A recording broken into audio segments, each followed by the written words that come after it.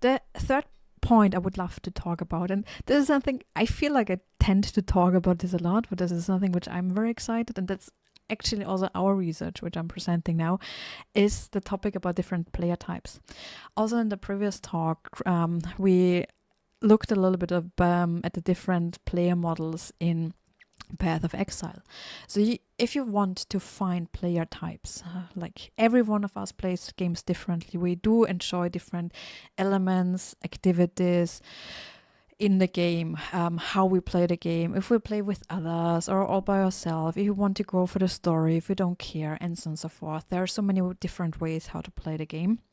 And you can think of it in like observing players. You can try to find out like theoretical models, or what we do, again, coming from a computer science background, we love data science. So we tend to look at big data analysis. So we looked at player types of 3 million Destiny users and try to find the patterns there, or in Just Cause, but now also in Path of Exile. And yeah, one of the key elements, game design strategies of Path of Exile, is that they adapt the gameplay, but also like the leaks and what elements they would create based on the player types.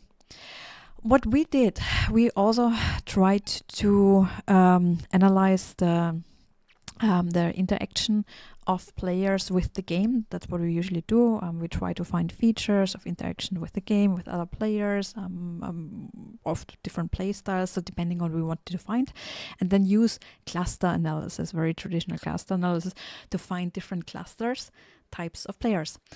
And in that case, we can identify 4 different types of players: glass cannon, high damage, low defense, tank, balance between offense and defense, leveling, early progression players, end game peak performers, excelling in all areas.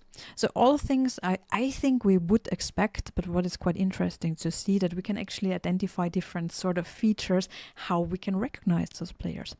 Why is this important? In order, like, as soon as we want to recognize a player and their play style, we can eventually also help them. In other games, it might be helpful for a matchmaking system to find teammates which would aid my play style, or like complement or have a similar play style. And we can, as a game designer, having this knowledge can also help me to form and adapt my game to make it interesting for all the different play styles.